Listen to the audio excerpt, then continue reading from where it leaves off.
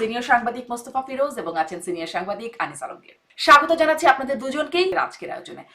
আমরা যেটি আপনাদের দুজনের কাছে একটা কমন প্রশ্ন দিয়ে শুরু করি। আমরা নির্বাচন কবে সেটা নিয়ে অনেকদিন আগে থেকে অনেক রকম কথা শুনে আসছি। ডক্টর মোহাম্মদ ইউনূসের কাছ থেকে শুনে আসছিলাম ডিসেম্বর থেকে জুনের মধ্যে, পরে এসে শুনলাম আচ্ছা এপ্রিলে তিনি ঘোষণা দিলেন, লন্ডন বৈঠকের পরে শুনলাম মোটামুটি সমঝোতা হয়েছে ফেব্রুয়ারির প্রথমার্ধে নির্বাচন।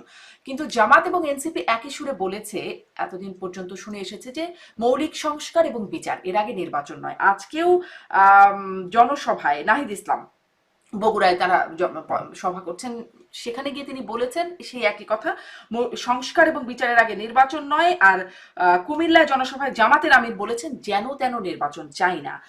মানে একটু আপনাদের কাছ থেকে ব্যাখ্যা শুনতে চাই, তাদের অবস্থানের কি পরিবর্তন হলো? নির্বাচন ফেব্রুয়ারিতে হবে এমনটা সবাই মানছে, এরকম কি বোঝার অবস্থা তৈরি হয়েছে? মোস্তফা ফিরোজ শোনেন, এখন পরিষ্কার কথা হলো কি জানেন, বিএনপি যদি ধ্বংস না হয় তাহলে তাদের কোনো সম্ভাবনা নেই, আর নির্বাচন যদি না হয় তাহলে তাদের জন্য সুবিধা হলো এই যে তারা এই নানা রকম মাতব্বারি করতে পারে। কেননা এনসিপি তো মনে করে তারা সরকারি দল, জামাত মনে করে তারা একটা প্রভাবশালী দল। তো নির্বাচন হলে তো যখন কি ক্ষমতায় চলে আসবে বিএনপি, তখন তো তাদের কোনো গুরুত্ব থাকবে না। তো যতক্ষণ পর্যন্ত নির্বাচন না হচ্ছে ততক্ষণ পর্যন্ত তাদের সুবিধা। সম্ভবত সেই কারণে তারা অপেক্ষা করছে যে বিএনপি কত অধঃপতনে নামতে পারে, এবং বিএনপির চারিদিকে যে অবস্থা, অধঃপতনের নানা আলামত দেখা যাচ্ছে। যেভাবে চাঁদাবাজি করছে, হ্যাঁ এটা ঠিক, এটাও সত্য যে তাদের চাঁদাবাজি গুলো, তাদের দুর্নীতি অনিয়ম গুলো সেইভাবে খুবই ফোকাসড করতেছে, খুব সংঘবদ্ধ ভাবে এই এনসিপির এবং জামাত। তারা একেবারে যেমন পাটগ্রামের ঘটনাকে বলতেছে, তাহলে নির্বাচন, জামাতের আমির বলছেন যে তাহলে নির্বাচন কিভাবে সম্ভব, লেভেল প্লেইং ফিল্ড না হলে তো হবে না। মানে পাটগ্রামের একটা ঘটনাই মনে হচ্ছে যেন এমন একটা পরিস্থিতি যে পুলিশ প্রশাসন সবকিছু দখল করে ফেলছে বা তাদের একেবারে পদোন্নত হয়ে গেছে, ফলে এখানে নির্বাচন সম্ভব না। মানে নির্বাচন যদি না হয় আগামী 5 বছর তাহলে বা 10 বছর, তাহলে তাদের জন্য খুব সুবিধা হয়, এরকম একটা অ্যাটিটিউড নিয়ে কাজ করছে। তো এটাই হচ্ছে মোদ্দা কথা। আমি একদম খোলাখুলি ভাবে বললাম, অনেকে মানে এই বিষয়টা কি আলোচনায় আছে? লালমনিরহাটে পাটগ্রামের যে ঘটনাটা ঘটেছে, যেখানে আসলে সার্জিস আলম ফেসবুক পোস্টে অভিযোগও করছেন যে আপনিও নিশ্চয়ই সেটাই বিষয়ে জামাতের আমিরও বলছেন যে সেখানে কিভাবে বিএনপির লোকজন চাঁদাবাজি করছে, পুলিশে ধরে নিয়ে গেলে সেখানে গিয়ে আবার থানা ঘেরাও করছে বা তাদেরকে ছাড়িয়ে আনার তৎপরতা চালাচ্ছে স্বেচ্ছাসেবক দলের লোকজন, এই তো অভিযোগ। কিন্তু এরকম তো পটিয়া থানায় করছে এনসিপির লোকেরা, তাহলে মানে না না না না না পাটগ্রামের ঘটনাটা আরো মানে মারাত্মক। সেই কারণটা হলো, ওখানে খেয়াল করবেন যে পাটগ্রামে যখন নাকি সাজাপ্রাপ্ত 2 আসামিকে ছিনায় নিয়ে যায়, তখন পাশের এবং পুলিশ যখন নাকি এখানে অবরুদ্ধ আক্রান্ত, তখন হাতীবান্ধা পাশের থানা থেকে পুলিশ যাওয়ার চেষ্টা করছে তাদেরকে উদ্ধার করার জন্য। সেখানে 200-250 নেতা কর্মীরা তারা অবরুদ্ধ করে রাখে, ওই পুলিশকে যেতে দেয়নি। তার মানে এটা তো একটা সংঘবদ্ধ আপনি মানে থানায় থানায় যদি এই ধরনের যদি মব তৈরি হয়, যেটা বিএনপি করছে, সেটা তো খুবই অপ্রত্যাশিত। ফলে এটা আমি মনে করি এরকম ঘটনা তো আওয়ামী লীগ আমলেও কখনো আমরা দেখিনি, যে সিঙ্গেল সিঙ্গেল ঘটনা, সেটা কিন্তু দলবদ্ধ ভাবে এই থানা ওই থানা মিলে একেবারে এই ঘটনাগুলো ঘটার মতন কি পরিস্থিতি? এটা কি মানে কার বিরুদ্ধে আন্দোলন হচ্ছে, কিসের আন্দোলন হচ্ছে? বা থানা পুলিশের বিরুদ্ধে তো থানা পুলিশকে তো তারাই এখন সাপোর্ট করবে। আর পটিয়ায় যেটা ঘটছে সে তো অবশ্যই নিন্দনীয়। 8 ঘন্টা ধরে তারা মহাসড়ক করছে এবং ছাত্রলীগের এক কর্মীকে তারা মারধর করে পুলিশকে বলছে যে গ্রেপ্তার করেন।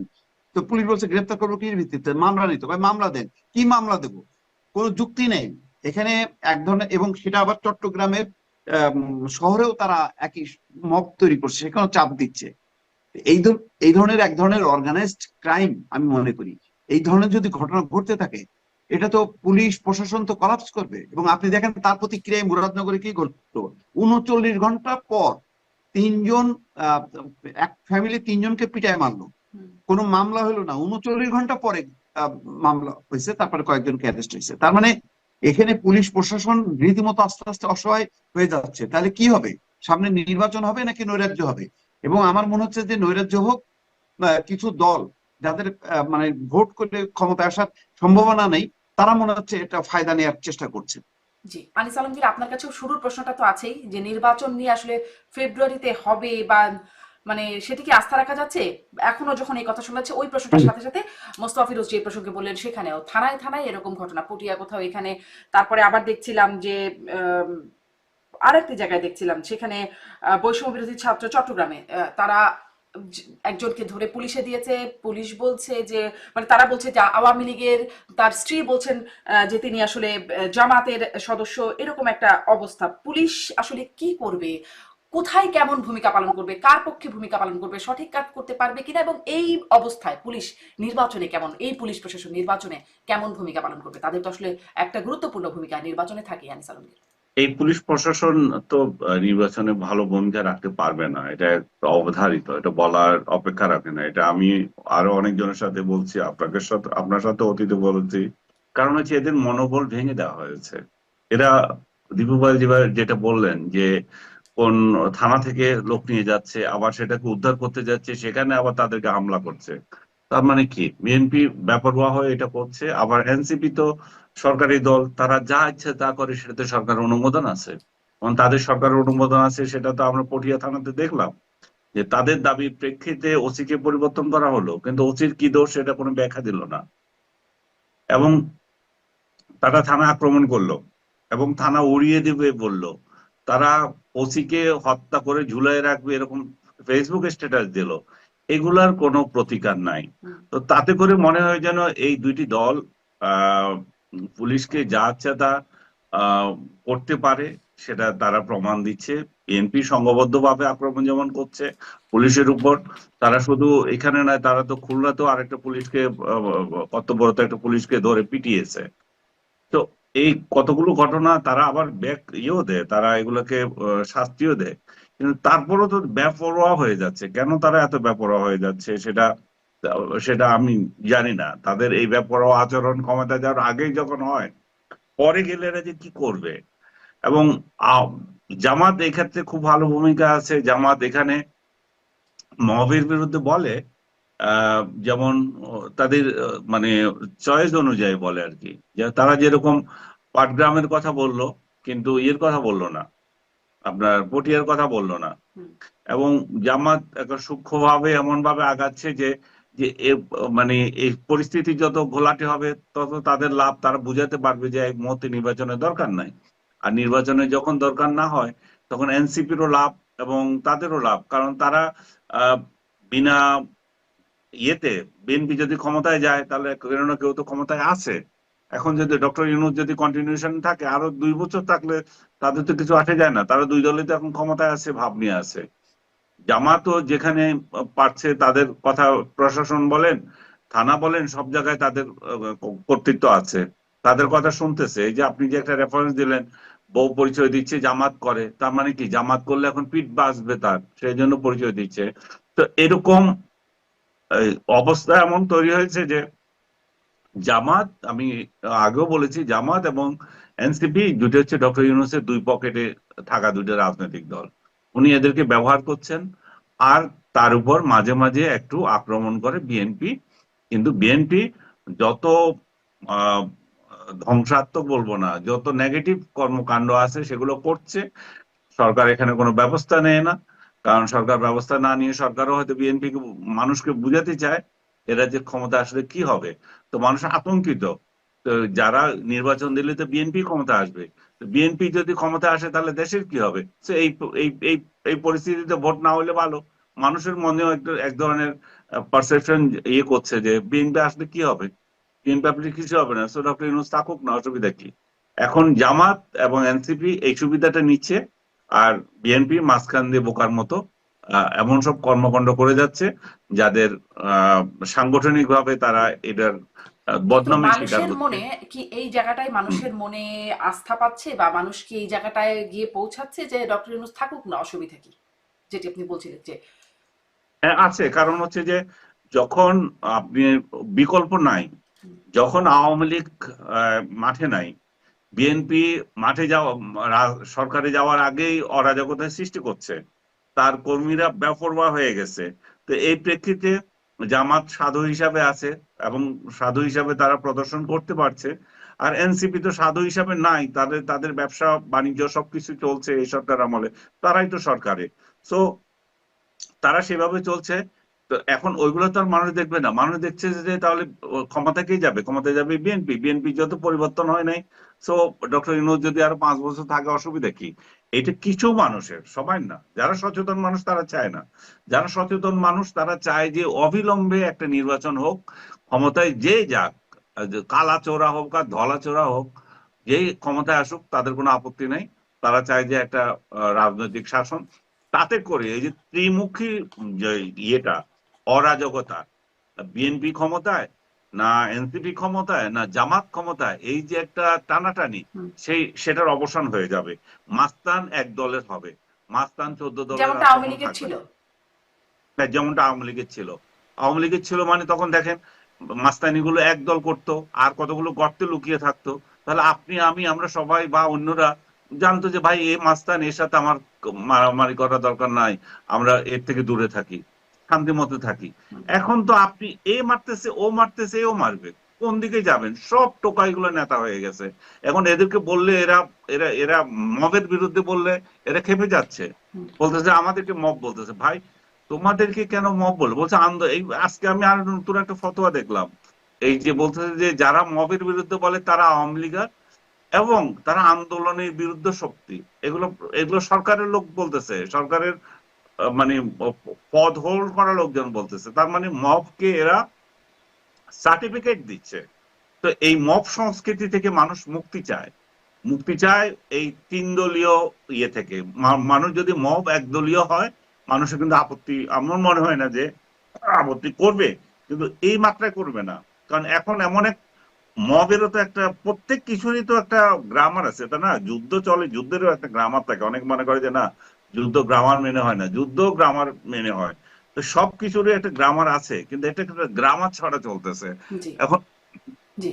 গত 5 বছর আওয়ামী লীগ সরকার যে যে ধরনের অপরাধমূলক ঘটনার সঙ্গে জড়িত হয়েছিল, এখন বিএনপি সেটার সাথে জড়িত হয়েছে। তারা চাঁদাবাজি আর আর আপনার প্রভাব বিস্তার সবগুলো করতেছে। হুম। তারা ক্ষমতা আসলে করবে। আপনি যেটা আমি আগে বলছিলাম, লালমনিরহাটের পাটগ্রামের যে থানা তারা হামলা করছে, ভোলায় তারা ধর্ষণের মামলা অভিযুক্ত হয়েছে। মানে একটা মহিলাকে গণধর্ষণ করা হয়েছে সেখানে, তার কোনো প্রতিকার আমি দেখি নাই। খুলনায় পুলিশ কর্মকর্তাকে গাড়ি থেকে নামায় তারা পিটিয়েছে। তো বিএনপি এমন সব কর্মকাণ্ড করছে যেগুলো চোখে পড়তেছে। আর এনসিপি এত সব মাস্তানি করতেছে, চাঁদাবাজি করতেছে। গতকাল রাতেও একটা বিয়ে অনুষ্ঠানে গিয়ে চাঁদাবাজি করতে চাইছে তারা, সেটা নিয়ে অভিযোগ উঠেছে যে চিটং ক্লাবে গিয়ে। তারপরে চিটং হুম। ইউনিভার্সিটিতে তারা মাস্তানি করেছে।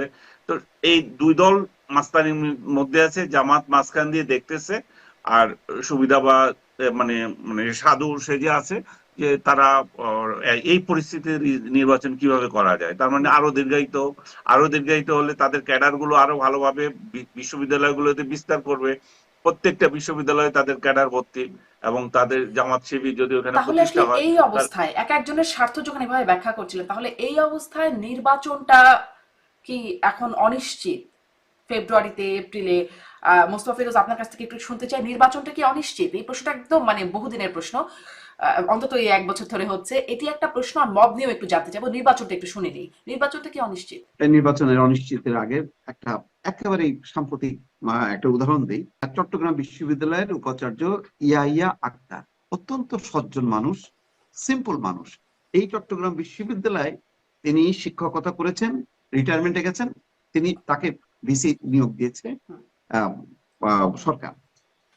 আজকে শিবির এবং বৈষম্য বিরোধী তারা যে ঘেরাও করে বলতেছে আপনি নিজেও যোগ্যতায় বসেননি, আপনাকে আমরা বসিয়েছি, আপনি আমাদের কথা শুনতে বাধ্য। প্রমোশনের একজন শিক্ষক, আমি জানি না তার নাম কি, সে অধ্যাপক কুশল বরণ চক্রবর্তী। এখন কুশল বরণ চক্রবর্তী এই নামটা বা তার ধর্মটা কি অপরাধ কিনা, নাকি তার যোগ্যতা অপরাধ, তার বিরোধিতা করছে তার পদোন্নতির ব্যাপারে। তার পদোন্নতির ব্যাপারে শিক্ষার্থীদের আপত্তি, শিক্ষার্থী মানে ওই শিবির এবং বৈষম্য বিরোধী। এটা এটা মুভ হইতে পারে? এটা নিয়ে ভিসি কে বলতেছে যে আপনি আপনার যোগ্যতা আসেনি। তাহলে দেখেন মবটা কোথায় যে পৌঁছাইছে। তাহলে এই যে শিক্ষা, আমরা 15 বছর ছাত্রলীগের কথা আলাপ করলাম, আর এখন কি শিবিরও আছে, বৈষম্য আছে, এখানে ছাত্র দলটা দেখলাম না। হয়তো কোথাও কোথাও আবার ছাত্রদল আছে। এই যে আনিস আলমগীর বললো, এত ক্ষমতার এতগুলো কেন্দ্র, আপনি কাকে ধরবেন? ক্ষমতায় তো আছে ইউনূস সরকার, তার তো কোনো দল নাই। কাউকে ধরলে বলবেন যে না এটা তো সরকারের ব্যর্থতা, এটা তো ওরা বলবে না এটা সরকারের ব্যর্থতা। এই জন্য ধরার জন্য একটা দল দরকার, নির্বাচনটা এই কারণে দরকার। কিন্তু নির্বাচনটা যে কত দরকার, দরকার হলো এই পরিস্থিতিটা থেকে উত্তরণ করতে গেলে আমি বারবার বলতেছি, এই যে সংস্কার নামক একটা যে পাঠশালা খুলে পড়ছে এই ঐক্যমত্য কমিশন নামে, এইটা ভাইরে সংস্কার তো একটাই, সেটা হচ্ছে একটা সুষ্ঠু নির্বাচন। এই নির্বাচনটা শেখ হাসিনা না দেওয়ার কারণে আজকের এই পরিস্থিতি, এই পরিণতি। ওইটাই তো বড় সংস্কার, যে আমি একটা সুষ্ঠু নির্বাচন দেব, সেটা শেখ হাসিনা দিতে পারে নাই। সেইটাই যদি সবাই মিলে দেয়, মানে সব শক্তিগুলো এক করে, এখন বোঝা যাচ্ছে পুলিশ প্রশাসন সরকার তাদের পক্ষে সম্ভব না। একমাত্র যদি সামরিক বাহিনী আগায় আসে, এবং তার তো আর পুরো শক্তি নাই, 300 আসনে একযোগে 50টা করে আসনে মানে কেন্দ্রীভূত করে তার সমস্ত শক্তি ফোর্স গুলোকে মোবিলাইজ করে যদি দ্রুত নির্বাচন দেয়, তাহলে দেশটা বাঁচবে। আর তা নয় চরম অরাজকতা বাড়তে থাকবে। আপনি দেখেন এখন তো পরিসংখ্যান দিচ্ছে বিভিন্ন সংগঠন, যে মবের গত 5 মাসে 6 মাসে কি পরিমাণ বাড়ছে। এটা বাড়তে থাকবে, আরো বাড়তে থাকবে। প্রতিদিন সংবাদপত্রে এটাই হবে মূল ইস্যু। তো এখন এর থেকে পরিত্রাণ পাওয়ার জন্য আপনি কি করতেছেন, যে বলতেছেন যে না, বিএনপি তো যদি এখন এইভাবে ক্ষমতায় আসে, তাহলে সে হয়ে যাবে ফ্যাসিস্ট, হয়ে যাবে, সে স্বৈরাচারী হয়ে যাবে, সে আওয়ামী লীগের মতন হবে। আর যে দল 15 বছর সংগ্রাম করলো একটা সুষ্ঠু নির্বাচনের জন্য, আপনি নির্বাচনের আগেই রায় দিয়ে দিচ্ছেন যে তারা ফ্যাসিস্ট হয়ে যাবে। তাহলে রাজনৈতিক দলকে আপনি, মূল বড় রাজনৈতিক দলকেই বিশ্বাস করেন না, আর আপনি সংস্কার দিয়ে তাদের উপরকে চাপাই দেবেন এবং তারা হচ্ছে সংস্কার বাস্তবায়ন করবে। আচ্ছা বলেন তো, এই সংস্কারের আগে 1/11-এর সময় যে আওয়ামী লীগের 4 নেতা আলাদা আলাদা ভাবে সংস্কার প্রস্তাব করলো, মান্নান ভুঁইয়া করলো, ওইগুলো যদি যোগ করেন, ওইগুলি তো পাহাড় সমান। এখনকার সংস্কার প্রস্তাবের চেয়ে অনেক বেশি সংস্কার ছিল, সেগুলি বাস্তবায়ন হয়েছে? হয়নি। 3 জোটের রূপরেখা অনুযায়ী কি রাজনৈতিক দলগুলো সেটা বাস্তবায়ন করছে? করেনি। ফলে কে করবে? রাজনৈতিক দল নিজেই যদি প্রস্তুত না হয়, তাকে এ করে দিচ্ছেন যে তুমি মারো, তুমি ক্ষেপণাস্ত্র ছোড়ো। আরে ভাই, ক্ষেপণাস্ত্র ছোড়ার জন্য তো আগে ট্রেনিং দিতে হবে। তো রাজনৈতিক দলগুলো নিজেরাই প্রস্তুত না, নিজেরাই হলো একটা ফ্যাসিস্টের উপাদান। তাদেরকেই বলতেছেন তুমি গণতন্ত্র করবা এবং একদম আদর্শ রাষ্ট্র করবা, আমেরিকা ইউরোপ যাতে লজ্জা পায়। এটা কি সম্ভব? এগুলি তো তামাশা। আপনাকে ভাই, যে দেশে 54 বছর 55 বছরে, যে দেশে গণতন্ত্র কিন্তু 2-3 বছর এটার আসলে উদ্দেশ্য বেশি। কি? আপনি যেটাকে তামাশা বলছেন সেটির উদ্দেশ্যটা একটু জানতে চাই। কারণ ডক্টর ইউনূস এটি লন্ডনে যেখানে দর্শকদের সাথে কথোপকথন প্রশ্ন উত্তর চ্যাথাম হাউসে, সেখানে তিনি বলছিলেন যে জনগণের হাতে, মানে সঞ্চালক প্রশ্ন করছিলেন জনগণকে কেন বেছে নেওয়ার সুযোগ দেওয়া হয় না, যে যেই দল যেই প্রস্তাব করবে তারা বেছে নেবে, মানে নির্বাচন করবে এবং সেই দল গিয়ে সেটা বাস্তবায়ন করবে। তিনি বলেছেন জনগণ বোঝে না এবং জনগণ ভোট দেয় টাকা খেয়ে, যে যত টাকা দেবে ভোট সেই দলকে বা সেই প্রার্থীকে ভোট দেবে, এরকম ডক্টর ইউনূস বলেছেন। মানে জনগণ বোঝে না, জনগণ অসৎ, রাজনৈতিক দলগুলোর উপর আস্থা রাখছেন, রাজনৈতিক দলগুলো মিলে সংস্কার করে বাস্তবায়ন করবে। তিনি কি এটা বিশ্বাস করছেন? আপনি বলছিলেন যে তামাশা, এই তামাশাটা কি তার তিনি বিশ্বাস থেকে করছেন, নাকি কোনো এখানেও কোনো বিশেষ উদ্দেশ্য আছে? না, মানে এখানে আমার ধারণা যে ওনাদের একটা পুঁথিগত বিদ্যা। ওনারা মনে করছেন যে একটা চমৎকার সংস্কার প্রস্তাব দেবে আর রাজনৈতিক দলগুলো ক্ষমতায় যে সেটা বাস্তবায়ন করবে, কিন্তু পারবে না। সেটা তো সম্ভব না। আপনি বিএনপির কাঠামোটা দেখেন, সেই কাঠামোটা কি এই আভ্যন্তরীণ ভাবে যেই সব দল যাদের মধ্যে গণতন্ত্রের প্র্যাকটিস নাই, তারা কিভাবে রাষ্ট্রীয় পর্যায়ে গণতন্ত্র প্রতিষ্ঠা করবে, কিভাবে তারা আদর্শ প্রতিষ্ঠা করতে হবে। সেই জন্য একটা ন্যূনতম গণতান্ত্রিক চর্চা করতে করতে আপনি 50 বছর পরে, 20 বছর পরে এটা আশা করবেন। আপনি এখন এটা আশা করতে পারেন না। কিসের উচ্চ কক্ষ, কিসের নিম্ন কক্ষ, এই কনসেপ্ট গুলো জানে এখানে এইগুলি কখনো প্র্যাকটিস হয়েছে বা করার মতন সেই মানে কাঠামোটা আছে কিনা, সেই মানসিকতা আছে কিনা, কিছুই নাই। আপনি নানা রকমের কক্ষের আপনি কনসেপ্ট চাপাই দিচ্ছেন। 4 বছর সরকারের মেয়াদ হবে, 4 বছর, একজন 2 বছর 2 টার্মের বেশি হইতে পারবে না, এইরকম নানান কথাবার্তা শুনেন। এগুলি তো ভাই 31 দফাটাই বিএনপি যেটা দিছে সেটাই বাস্তবায়ন করুক না বিএনপি ক্ষমতায় এসে, দেখেন সেটা করে কিনা। অন্যদের সংস্কার তো দূরের কথা, বিএনপির প্রতিটা নেতাই বলছে যে ওনারা বিদেশ থেকে এসে সংস্কার প্রস্তাব দেবে আর আমরা সেটা মেনে নেব। বলে নেই বক্তৃতায়? এটা হচ্ছে মনের কথা বলছে তারা, আসলে হবে না। আমি বলি যে একটাই হবে, একটাই করুক, ওইটাই করাটা এখন দ্রুহ হয়ে যাচ্ছে। সেটা হচ্ছে সুষ্ঠু, অবাধ এবং নিরপেক্ষ নির্বাচন এবং সবার অংশগ্রহণে। এটাই করুক, এটাই হচ্ছে সবচেয়ে বড় সংস্কার, হচ্ছে এটা। এটা করুক, বাকিগুলি ছেড়ে দিতে হবে।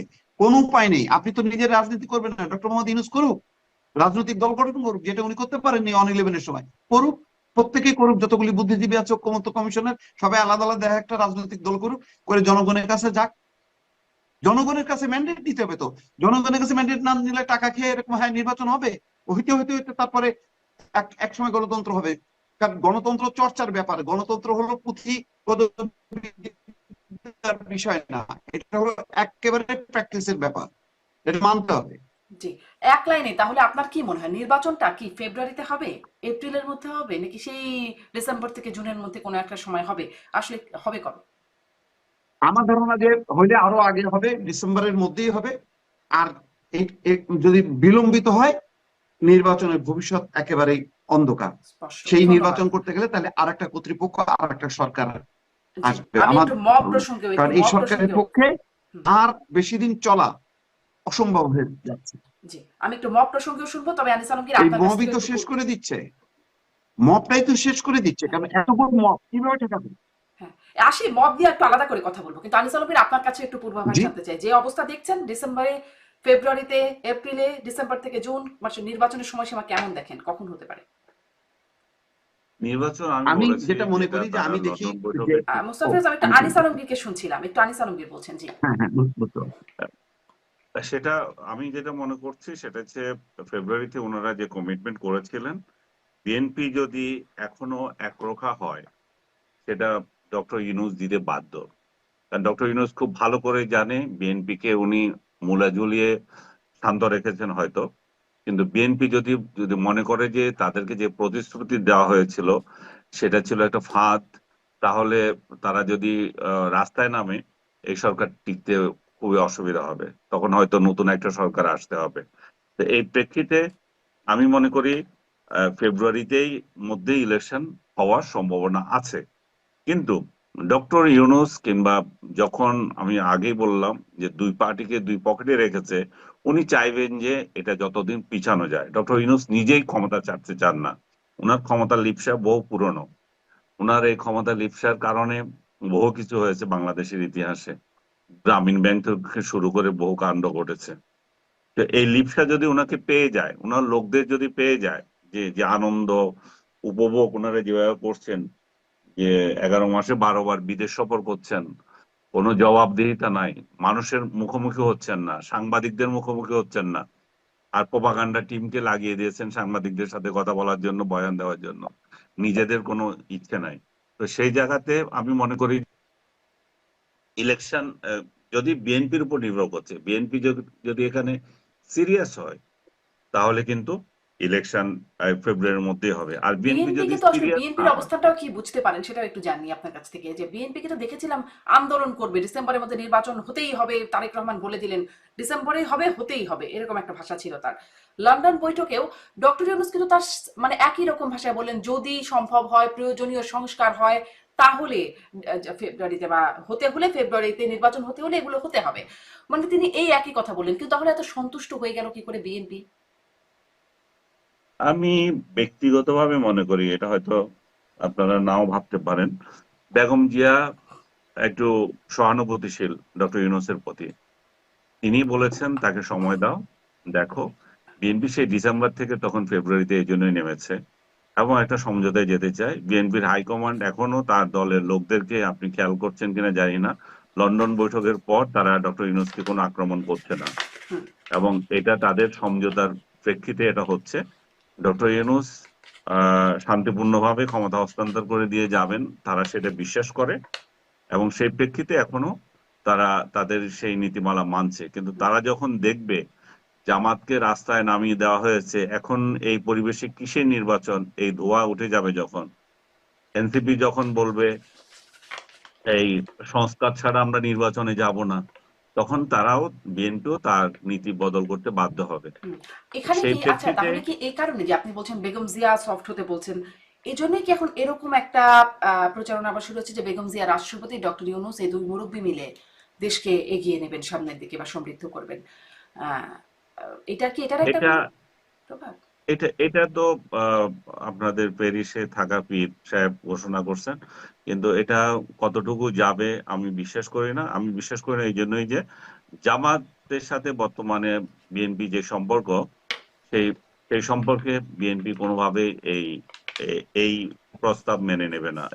জামাত কোনোভাবেই এই প্রস্তাব মেনে নেবে না। আর খালেদা জিয়াও কেন এই এই পরিস্থিতিতে 2 দিনের জন্য রাষ্ট্রপতি হয়ে আসবেন? উনি রাষ্ট্রপতি যদি হওয়ার ওনার ইচ্ছে থাকে, শারীরিক সামর্থ্য থাকে, বিএনপি নির্বাচিত হলেই আসতে পারবে। উনি কেন এই পরিস্থিতিতে যাবেন? তো আমার মনে হয় এগুলো এগুলো একটা অপপ্রচার না, মানে আমি বলবো এগুলো হচ্ছে দিবা স্বপ্ন। তবে 5 অগাস্ট ঢাকায় কিছু করব, বঙ্গভবন ঘেরাও করব, এই জাতীয় হাঙ্গামা হওয়াটা অস্বাভাবিক না। এবং সেই হাঙ্গামার প্রেক্ষিতে রাজনীতি আবার কোন দিকে যায়, হাঙ্গামা আমি আশঙ্কা করছি এই জন্য যে সরকার যদি এটা হতে দেয়। কারণ সরকার তো এখানে চুপ করে থাকে সবসময়। 32 নম্বরে যে হাঙ্গামা হয়েছিল সেটা তো ঘোষণা দিয়ে হয়েছিল, সরকার তো চুপ ছিল। সরকার যদি চুপ থাকে যে বঙ্গভবন ঘেরাও করব, এই ধরনের কর্মসূচি 5 তারিখে যদি কেউ ডিক্লেয়ার করে, যে সরকার যদি চুপ থাকে, তাহলে এটা একটা রক্তারক্তির ঘটনা ঘটতেই পারে। কিংবা বিনা রক্তে সরকার সেটা বাস্তবায়ন করতে পারে। দুইটাই হতে পারে।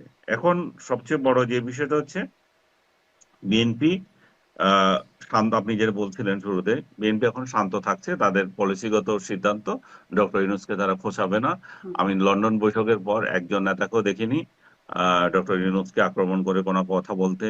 এবং তাদেরকে আমি যতদূর আমি ব্যক্তিগতভাবে জেনেছি যে তাদের কাছে এরকম একটা নির্দেশনা আছে তাকে না দেওয়ার জন্য। খালেদা জিয়া তার তার প্রতি সহানুভূতিশীল, পার হতে দিতেন। কিন্তু ডক্টর ইউনূস যদি ইন্টারন্যাশনাল খেলোয়াড় হিসেবে তার লোকেরা বলে, তার উপদেষ্টারাই বলে ইন্টারন্যাশনাল খেলোয়াড় উনি, তো উনি খেলা যদি বিএনপিকে চুপ করে অন্যদিকে নিতে চান, এই তার টেনিও যদি দীর্ঘায়িত করতে চান, তাহলে এবং আহ, জামাতকে আরো শক্তিশালী হতে দিতে চান, এনসিপি কে আরো আহ, পায়ে মাটি শক্ত করতে দিতে চান, তাহলে তো মানে ভবিষ্যৎ কোথায় যাবে আমি জানি না। হয়তো তখন হুম। এমন একটা পরিস্থিতি তৈরি হবে যে হয়তো সরকার বদল হয়ে আরেক সরকারের অধীনে নির্বাচন চাইতে পারে বিএনপি।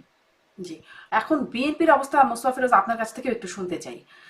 যে আপনার কাছে বিএনপির অবস্থানটা কেমন মনে হয়? তারেক রহমানের সেই বক্তব্য হতেই হবে, সেইখান থেকে এখন সহানুভূতিশীল, বেগম জিয়ার একটা সহানুভূতিশীল অবস্থান, আনিস আলমগীর বিষয়টি বলছিলেন। আওয়ামী লীগের আমলে আওয়ামী লীগের নেতারা বিভিন্ন আলোচনায় আমার আমাদের কাছে অনুষ্ঠানে মনে এসে হয় অভিযোগ করতেন। আমি একটু, আপনি কি আমাকে শুনতে পাচ্ছেন? যে আমি একটু শেষ করি যে একটা একটা মানে প্রচারণা তখনও এরকম হ্যাঁ, ছিল যে বিএনপিতে দুটা গ্রুপ, আম্মা গ্রুপ, ভাইয়া গ্রুপ, এবং এই দুটা গ্রুপের মধ্যে কি কোনো রকম মানে এখানে দ্বিমতের জায়গা তৈরি হচ্ছে, বা এখানেও কোনো দুটো গ্রুপকে বা দুটো গ্রুপ করার একটা চেষ্টা হচ্ছে, এরকমও কি কিছু চলছে আসলে? একটা গ্রুপ বলছে সফট হও, একটা গ্রুপ বলছে একটু শক্ত হতে, এরকম কি কিছু চলছে? না, আমার কাছে মনে হয় না যে এখন বিএনপির মধ্যে আর কোনো বিভাজন আছে। তবে আনিস আলমগীর যেটা বলছে সেটা ঠিক, যে ডক্টর ইউনূসের ব্যাপারে একটু সফট হওয়ার জন্য বলছে, যে আলাপ আলোচনা করেই যাতে বিষয়টা যায়, আর যাতে আন্দোলন সংঘাত, যাতে কোনো অনিশ্চয়তা তৈরি না হয়। কারণ অনেকটা সময় তো পার হয়ে আসছে, প্রায় 17টা বছর তারা এই অনিশ্চয়তা অবস্থাটা পার করছে। সুতরাং এখন যাতে আর ক্রাইসিস না হয় সেই কারণে। কিন্তু এটাকে আমার মনে হয় বিএনপি একটা ফাঁদেই পড়ছে। বিএনপি যতটা সহজ মনে করছে, আস্তে আস্তে কিন্তু বিষয়টা জটিল হচ্ছে। এবং এই ধরেন এখন আহ, ঐকমত্য কমিশন বলছে যে 20টা গুরুত্বপূর্ণ পয়েন্ট আছে। দেখেন, মূল একটা পয়েন্টেই কিন্তু ঐকমত্য হলো না, যেটা সবাই মেনে নিল। সেটা হলো যে তত্ত্বাবধায়ক সরকার ব্যবস্থা প্রবর্তন। প্রধান কে হবে? বিএনপি বলছে যে না, বিচার বিভাগকে জড়ানোর দরকার নেই। তাহলে কে হবে? সেটাও কিন্তু এখনো সেটেল হয়নি। এইরকম যদি আপনি এক এক করে ধরেন 20টা পয়েন্ট, 20টা গুরুত্বপূর্ণ সিদ্ধান্ত, এটা কতদিন লাগবে এটা কোনো ঠিক নেই। আমার মনে হয় যে বিএনপি আগে যে অবস্থানটা ছিল, যে চাপ দেওয়ার যে অবস্থানে ছিল, ওইটাই রাখার দরকার ছিল। এবং এটাকে পপুলার করার দরকার ছিল। কারণ দিনকে দিন কিন্তু বিএনপি এখন আহ অবস্থাটা হলো এই, বিএনপি নেতা কর্মীদের সামনে কিন্তু কোনো আর কর্মসূচি নাই। তারা নির্বাচনকে সামনে রেখে যে তারা সংগঠিত হবে, ওটার বদলে যখন দেখছে আচ্ছা ঠিক আছে নির্বাচন যখন হয় হোক, আমরা আমাদের আখের গুছাই, এই করতে যে কিন্তু বিএনপির এখন আস্তে আস্তে তারা এই মনে করছে যে আমরা তো একভাবে ক্ষমতায় আছি, মানে প্রশাসন পুলিশ তো আমাদের ভয় তটস্থ থাকে, তো সুতরাং আমরা চালাই যাই। এইটা হচ্ছে আস্তে আস্তে বিপদের মধ্যে তারা পড়ে যাচ্ছে, বা খুব কৌশলে তাদেরকে ঢুকাই দেওয়া হচ্ছে। পরে কিন্তু এই জায়গা থেকে বের হয়ে আসা তাদের জন্য খুব কঠিন হয়ে যাবে। এবং আমি তো বলছি তো যে যেভাবে চলছে তৃণমূলের বিএনপি, সেই তৃণমূলের বিএনপির উপর নিয়ন্ত্রণ ইতিমধ্যে আমার ধারণা যে 50% তারা মানে হারাই ফেলছে, এবং আরো যখন যাইতে থাকবে সময় তত আরো বেশি হাত ছাড়া হবে, এবং সেই সুযোগের অপেক্ষায় হয়তো মহল বিশেষ অপেক্ষা করছে। ফলে আমি মনে করি যে বিএনপি একটা ট্র্যাপের মধ্যে পড়ছে। তারা তাদের যেই ডিসেম্বরের মধ্যেই নির্বাচন, ওই দাবিতে তাদেরকে ঐক্যবদ্ধ থাকা উচিত ছিল, এবং ডক্টর মোহাম্মদ ইউনূস বাধ্য হতো। কেননা এটা পরিষ্কার যে মানে যে সংস্কার কমিশনের যেই লম্বা ফর্দ, এটা একমত হবে না।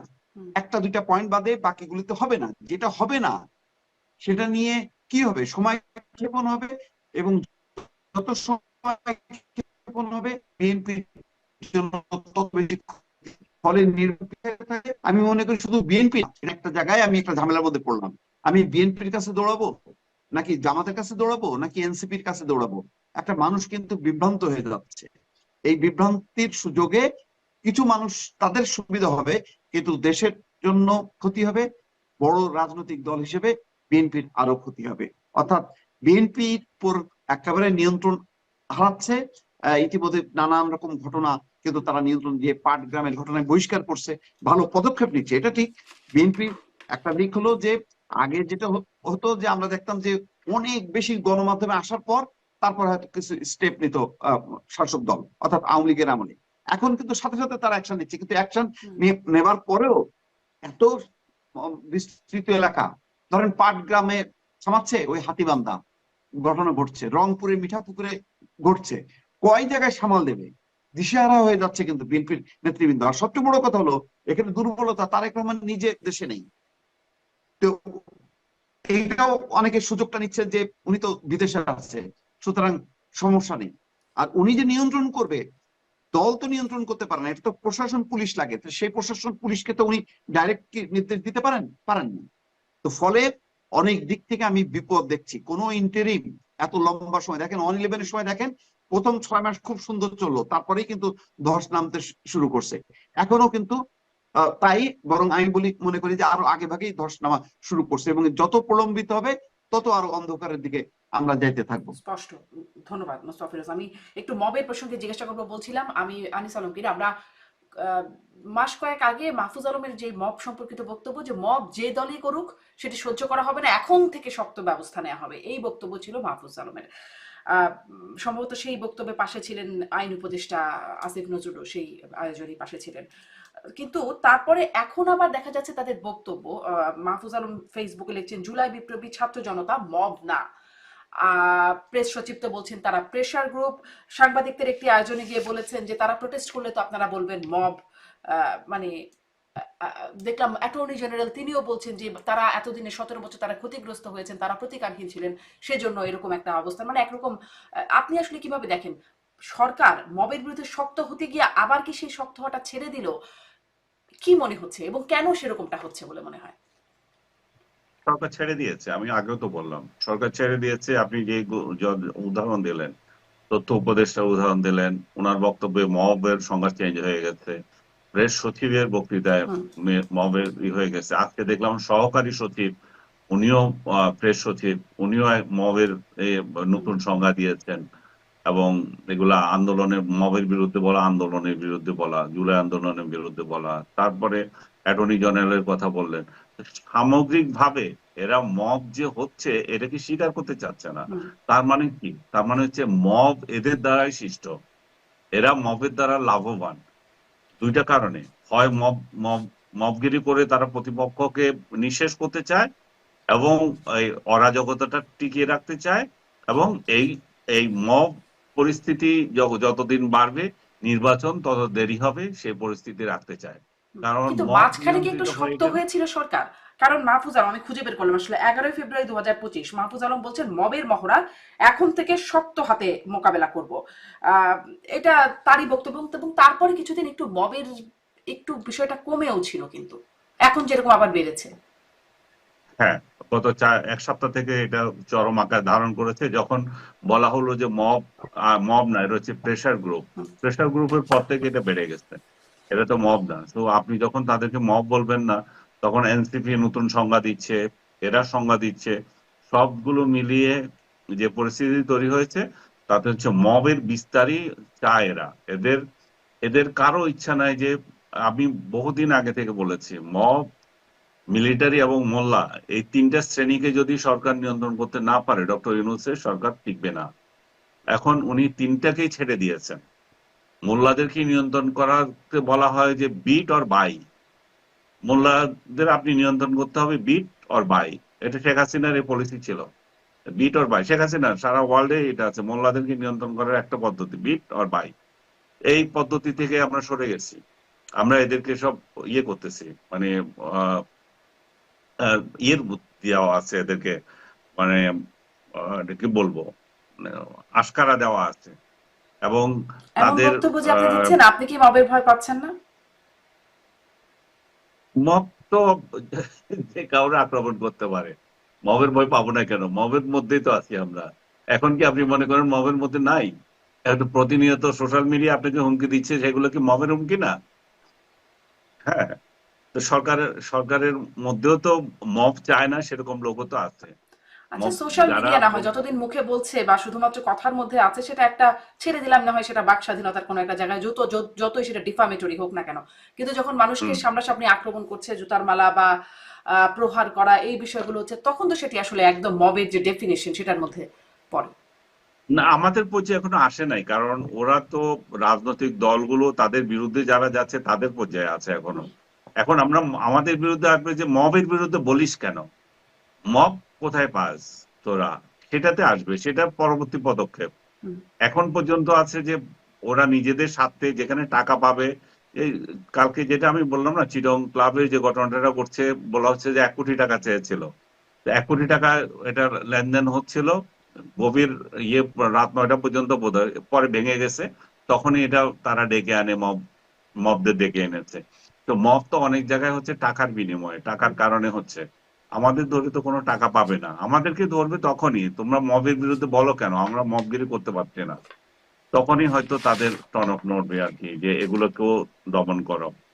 তো আমি আমি যেটা বলছিলাম যে তারা মবকে চাচ্ছে, এবং এই পরিস্থিতি যদি দীর্ঘায়িত হয়, তারা সরকারে থাকতে পারে। এবং সরকারে থাকা মানে হচ্ছে ইলেকশন পিছিয়ে যাওয়া। এবং ইলেকশন তো নানা ইস্যুতে পিছানোর তালবাহানা আছে। তার মধ্যে তো সবচেয়ে বড় যে বিষয়টা আপনারা বলছেন না, সেটা হচ্ছে পিআর পদ্ধতি নিয়ে তাদের মাথা ব্যথা সবচেয়ে বড় হয়ে গেছে এখন। জামাত আজকেও যে তাদের যে নির্বাচনী সভা ছিল ফেনীতে, সেখানে বলছে যে এই যে পিআর পদ্ধতিতে নির্বাচন হলে যে কালো টাকা, পেশি শক্তি এসবের বন্ধ হবে, তারা ফ্যাসিজম সৃষ্টি হবে না। আর পিআর পদ্ধতি হলে যে বিএনপি নাকি বলছে যে আওয়ামী লীগ পুনর্গঠিত হয়ে যাবে বা পুনর্বাসিত হবে, যে এমন বিএনপি নাকি প্রচার করছে। যে তারা বলছে শহীদের রক্তের উপর দাঁড়িয়ে আওয়ামী লীগকে নির্বাচন করতে দেওয়া হবে না। তার মানে জামাত আগে আওয়ামী লীগের বিরুদ্ধে এভাবে বলে নাই। আগে এখন একবারে সরাসরি বলছে যে তারা শহীদের রক্তের উপর নির্বাচন দাঁড়িয়েও আসবে না, তার মানে নির্বাচন করবে তারা, এবং পিয়ার পদ্ধতিতে হতে হবে। আবার সালাউদ্দিন আহমেদ এর বিরুদ্ধে বলেছেন যে পিয়ার পদ্ধতিটি জনগণ এটা বুঝেই না, যে এখনো জনগণ এটাতে কোনো, এই পদ্ধতিতে কখনো ভোট দেয় নাই। এবং কিছু দেশে পিয়ার পদ্ধতিতে নির্বাচন হয় সত্য, কিন্তু সেই সব দেশেও এটা এখন পরীক্ষামূলক। তার মানে বড় একটা পেঁচাল এখানে রয়ে গেছে, কোনো কিছুতেই তো এখন সমাধান হয় নাই। যে আলী রিয়াজ কমিটি যে বসতেছে খালি বসতেই আছে, আর এই যে সনদ তৈরি করতেছে, এগুলো কোনোটাই তো কিছু হয় নাই তো। হুম।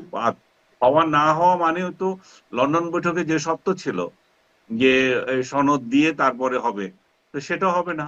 তার হুম। মানে কেওয়াসটা এখন শুরু দেখছি হয়ে যাবে সনদ তখন। আলাদা, চার্টার আলাদা, মানে এখানেও একটা দ্বন্দ্ব তৈরি হয়ে যাচ্ছে কিনা। আগে তো শুনলাম যে একটাই নাকি হবে, প্রথমে শুনলাম ছাত্ররা দেবে 31শে ডিসেম্বরের মধ্যে, সরকার না পারায় সরকার বললো যে সরকার দেবে না, পরে সরকার বললো যে সরকারই দেবে, ছাত্ররাও মেনে নিল। তারপরে বললো 30 কার্য দিবসের মধ্যে দেওয়া হবে জুলাই ঘোষণাপত্র, সেটি চলে গেল। বললো জুলাই সনদ বা জুলাই ঘোষণাপত্র দেওয়া হবে জুলাই মাসে, এখন সেটিও নাহিদ ইসলাম বলছেন সরকার ব্যর্থ হয়েছে, ফলে 3রা আগস্ট জুলাই ঘোষণাপত্র ঘোষণা করবে এনসিপি, নাহিদ ইসলাম রায় ঘোষণা করবেন। এখন মানে তাহলে কি এই জুলাই সনদ ঘোষণাপত্র এটাও আসলে এটারও ভবিষ্যৎ কি মনে হচ্ছে? এটা ভাবতাবাজি। কিসের সনদ? সনদটা কোথায়? আপনি তো জাতিকে জানাবেন না কি সনদে কি থাকবে, সেটা তো জাতি জানতে হবে। সনদটা কি সেটাই তো জানে না মানুষ। এনসিপি তো বিএনপি তো একটা কোনো একটা ফর্ম জানিয়েছিল যখন ঘোষণাপত্র মানে ডিসেম্বরের শেষে করার কথা ছিল। তারা কি প্রেস কনফারেন্স করে বলেছিল যে তাদের এই সনদ? তারা সেটা প্রকাশ করুক, তাহলে আমরা বলতে পারি, সেটা নিয়ে কথা বলতে পারি। তো সনদ সেটি কি নাকি সেটাই তো আমরা জানি। সব রাজনৈতিক দলগুলোর কাছেও তারা পাঠিয়েছিল, এটা নিয়ে একটা আলোচনাও হয়েছিল। আমি জানি না তারা কোন ধরনের সনদ পাঠিয়েছিল, এবং বিএনপি এই এই ধরনের সনদে তো স্বাক্ষর করবে আমার এখনো পর্যন্ত মনে হয় না। আর স্বাক্ষর যদি তারা এই ট্র্যাপে পড়ে বলেন, চাপে পড়ে বলেন করলো, ক্ষমতায় গিয়ে এটাকে ছুঁড়ে ফেলে দিতে কোনো ইয়ে আছে, কোনো বাধা আছে? বিএনপি 1991 সালে যে ক্ষমতায় গিয়েছিল 3 জোটের রূপরেখাকে মেনে, 3 জোটের রূপরেখাকে তো তারা বালিশের তলায় না কোথায় ফেলে দিয়েছে, ডাস্টবিনে ফেলে দিয়েছে। তো এই ধরনের সনদের কোন মানে আছে? সনদ তো থাকবে না। যে বলে যে চুক্তি করে রাজনৈতিক দলগুলো একসঙ্গে যুক্ত হয়ে জুলাইকে আপহোল্ড করে, জুলাই আসলে সবটা হচ্ছে যে জুলাইকে ইন্ডেমনিটি দেওয়া। জুলাই আন্দোলনে যারা ছিল, ডক্টর ইউনূস, আদার্স, এদেরকে ইন্ডেমনিটি দেওয়া যদি হয় যে জুলাই সনদ, তো সেই ইন্ডেমনিটিও তো থাকবে না। হুম। কারণ সনদটা কি এখনো ক্লিয়ার না মানুষ। আচ্ছা, আর আপনি ক্লিয়ার বলছেন হইলো ক্ষমতায় গেলে ছুঁড়ে ফেলে দেবে না, তার নিশ্চয়তা কি? কিন্তু আমি একটা বক্তব্য দেখছিলাম এই বছরেরই 19শে এপ্রিল, ফরহাদ মজহার, যিনি সম্প্রতি আবার আলোচনা হয়েছে যে পাকিস্তানের হুম মতো বাংলাদেশেও যুক্তরাষ্ট্র রেজিম চেঞ্জ অপারেশন করেছে, জেফ্রি হুম স্যাক্সের হুম এমন বক্তব্য ফেলে দেওয়া যায় না, এমন একটি বক্তব্যে মানে তাকে নিয়ে খুব কথা হচ্ছে। তিনি 19শে এপ্রিল বলেছেন যে ডক্টর ইউনূসকে উদ্দেশ্য করে বলেছেন, আপনি ছাত্রদের জুলাই ঘোষণা দিতে দেননি, এটা অন্যায় হয়েছে, ছাত্ররা আজকে বড় ধরনের ঝুঁকিতে পড়ে গেছে, এই ঝুঁকির দায় কে নেবে? কারণ বিএনপি বলেন আওয়ামী লীগ বলেন সব একই জিনিস, এরা তো এই তরুণদের বাঁচতে দেবে না। মানে তিনি এটি বলছেন, এই তরুণদের বাঁচতে দেবে না, আন্দোলনকারী তরুণদের বিএনপি বা আওয়ামী লীগ কেউ সবই একই, এটি ফরহাদ মজহারের বক্তব্য। ফরহাদ মহতাজের বক্তব্য তো আমি এখানে অমূলক মনে করি না। এর বাঁচতে দেবে না তো, কারণ যেটাকে আপনি অভ্যুত্থান বলছেন, সেটা কি ধরনের অভ্যুত্থান ফরহাদ মহতাজ নিজেও বলতেছেন। ফরহাদ মহতাজ নিজে বলতেছে এটা হচ্ছে যে আমেরিকানদের প্রতিস্থাপিত সরকার পরিবর্তন।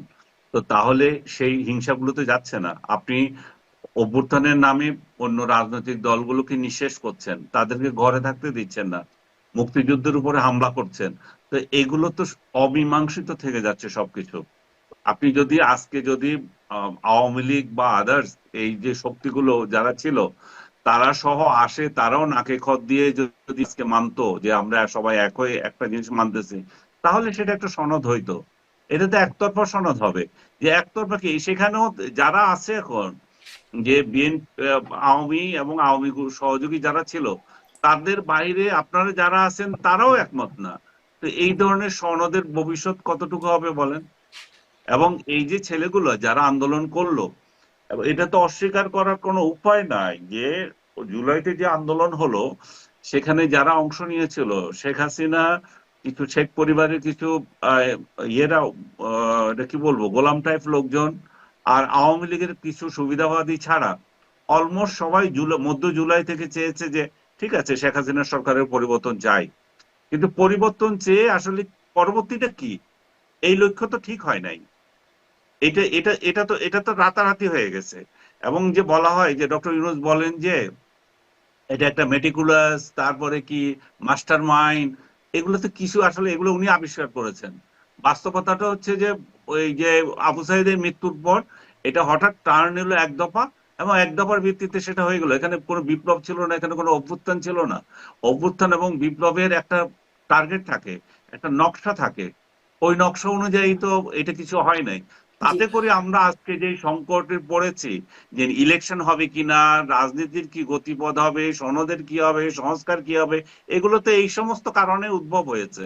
এগুলা যদি বিপ্লবের আগে যদি বলা হইতো, অভ্যুত্থানের আগে ঘোষণা হইতো, তাহলে তো ওটার ভিত্তিতেই এটা আন্দোলন জি, হতো, তাহলে তো মাস্টার এই মাইন্ড অনিশ্চয়তা যাকে থাকতো না। পরিচয় করিয়ে দিয়েছেন, সেই মাস্টার মাইন্ডই মেটিকুলাস ডিজাইন নিয়ে ফেসবুকে একটা পোস্ট দিয়েছেন, দেখেছেন কিনা আপনি সেটা নিয়ে একটু আসি। কিন্তু জুলাই সনদ দিয়ে মোস্তফা ফিরোজের বক্তব্যটা একটু স্পষ্ট হয়ে শুনেনি। মোস্তফা ফিরোজ জুলাই সনদ, জুলাই ঘোষণাপত্র নিয়ে যা হলো, আমি যে কথাগুলো বললাম যে দফায় দফায় দফায় দফায় সেটি হলো, এবং ফরহাদ মনসারের বক্তব্য, আপনার মন্তব্য শুনতে চাই। দেখেন, জুলাই সনদ সংস্কার এই যে আলাদা আলাদা একটা জটিল রূপ নিচ্ছে, এটা তো মানে সংস্কার প্রস্তাব যেটা সব দল এগ্রি করবে, এটাই তো হবে জুলাই সনদ। তো এর পিছনে আর জুলাই সনদটা কি? জুলাই সনদ হচ্ছে একটাই, যে আমরা আর ভবিষ্যতে বাংলাদেশে ফ্যাসিবাদ দেখতে চাই না, ফ্যাসিবাদ মুক্ত সুষ্ঠু গণতান্ত্রিক মানে অবাধ নিরপেক্ষ নির্বাচন আমরা করব, এইটাই তো অঙ্গীকার হবে। তারপরে কে কোন ফরম্যাটে কি করবে না করবে, দ্বীপ কক্ষের পার্লামেন্ট করবে নাকি কোন কক্ষের কি করবে, সেটা তো যার যার ম্যানিফেস্টো নিয়ে সে নির্বাচনের মাঠে নামবে, জনগণের ভোট চাইবে। এখন আমি দেখছি যে সবচেয়ে বড় লম্বা ম্যানিফেস্টো সম্ভবত এনসিপি। তো ভালো, তারা তো আজকে যেমন দেখলাম হাসনাত আব্দুল্লাহ বলছেন যে 16 বছরে আমরা বিএনপি যা করতে পারেনি আমরা 7 মিনিটে সেটা করছি। তো তাই যদি হয় তাহলে আরেকটা লড়াই তারা করুক, যে তাদের ম্যানিফেস্টো গুলো নিয়ে তারা মাঠে আসুক, অর্থাৎ ভোটের মাঠে আসুক। কিন্তু ভোটের মাঠে আসছে না, আসছে কিন্তু সব কাগজে কলমে। ওই সংস্কার সনদ, আমি তো বুঝলাম না যে এখানে যদি সংস্কারের অন্তত 2-3টা পয়েন্টও যদি ঐক্যবদ্ধ হয় সব রাজনৈতিক দলগুলো, তার মধ্যে তো একটা সবচেয়ে বেসিক পয়েন্ট, সেটাতে তো সবাই একমত হয়েছে, সেটা হচ্ছে তত্ত্বাবধায়ক সরকার, তত্ত্বাবধায়ক সরকারের অধীনে নিরপেক্ষ নির্বাচন।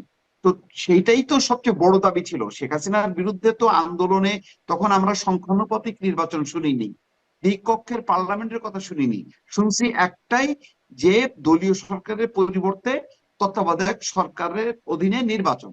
তো ওইটাই আগে বাস্তবায়ন করুক, ওই বড় সংস্কারটা আগে সবাই অ্যাকসেপ্ট করুক, তারপরে যার যার ম্যানিফেস্টো অনুযায়ী কে কোন সিস্টেমে গভর্নমেন্ট চালাবে সেটা তারা করুক। কিন্তু মূলটা বাদ দিয়ে মনে হচ্ছে যেন তত্ত্বাবধায়ক সরকার ব্যবস্থার অধীনে সুষ্ঠু নিরপেক্ষ নির্বাচন, এইটা মুখ্য ব্যাপার না। মুখ্য ব্যাপার হচ্ছে ওই সংবিধান পাল্টাইতে হবে, এটা করতে হবে, ওইটা করতে হবে, নানান রকম ইস্যু। সেই ইস্যুগুলো তো হচ্ছে নির্বাচনী দাবি, সেই নির্বাচনী দাবি তো মানুষ ঠিক করবে। এখানে টেবিলে বসে যারা মানে ভোটের মাঠে যাদের ভোট নাই তারা কিভাবে ঠিক করে? এটা তো পাবলিক ভোট করবে, আমি ঠিক করবো। ভাই ওখানে ঐক্যমত্য কমিশনে যা যা সংস্কার হবে, তা আমি যদি একজন ভোটার হই, আমি যদি সেটা না মানি, তাহলে আমি যে এটার বিরুদ্ধে যে ম্যান্ডেটটা দেবো বা ভোট দেবো, সেই সুযোগ কোথায়? আপনি তো নিজেরাই খসড়াপত্র এ করে ঠিক করে দিলেন। তো আমি এই রাজনৈতিক দলের কোনোটার সাথেই তো যুক্ত থাকতে পারি না, কিন্তু আমি একজন ভোটার হিসেবে আমার একটা রাইটস আছে, কিন্তু আপনি তো আমার অধিকারটা নষ্ট করে দিচ্ছেন। তো ফলে আমি আমি বারবার বলছি যে বিএনপি মনে হয় একটা ফাঁদের মধ্যে পড়ছে। আগে তারা যেভাবে স্ট্রেট ফরওয়ার্ড ছিল, এখন মনে হচ্ছে যেন ম্যানেজ করতেছে, সবাইকে ম্যানেজ করে করে যাচ্ছে। এই ম্যানেজ করে করে যাওয়া তাদের পক্ষে সম্ভব না। স্টেট নির্বাচন হইতে হবে, সুষ্ঠু নিরপেক্ষ নির্বাচন, এটাই সবচেয়ে বড় সংকট ছিল, এবং এটাই হচ্ছে সবচেয়ে বড় এখন আবার সেই সংস্কার। সুষ্ঠু এটা নিরপেক্ষ যদি নির্বাচনের জায়গায় আবার মবের ভয় রয়ে যাচ্ছে, আইন প্রশাসন, আপনারাই বলছেন যে সেখানে একটা প্রশ্ন রয়ে যাচ্ছে। আমরা আজকের মতো শেষ করি, কিন্তু ওই প্রসঙ্গটা রয়ে গেল। নিশ্চয়ই সামনে কথা বলবো যে মেটিকুলাস ডিজাইন যেটি আনিস আলমগীর তুলছিলেন, পুরো জুলাই জুড়ে নিশ্চয়ই কথা হবে যে ডিজাইনটা কেমন ছিল, কি ছিল। আমরা 71 বিষয়ে কথা বলি, কি হয়েছে, কেমন হয়েছে, সেটা নিয়ে সবসময় একটা চর্চা চলে। নিশ্চয়ই এটিও জানার সুযোগ হবে, মেটিকুলাস ডিজাইন কতটুকু, ডিজাইন সম্পর্কে কতটা স্পষ্ট আমরাও যারা ছিলাম জুলাইয়ের সমর্থক যারা করেছে। অনেক ধন্যবাদ মোস্তফা ফিরোজ, অনেক ধন্যবাদ আনিস আলমগীর, আপনাদের দুজনকেই ধন্যবাদ। দর্শক এতক্ষণ সাথে থাকবেন।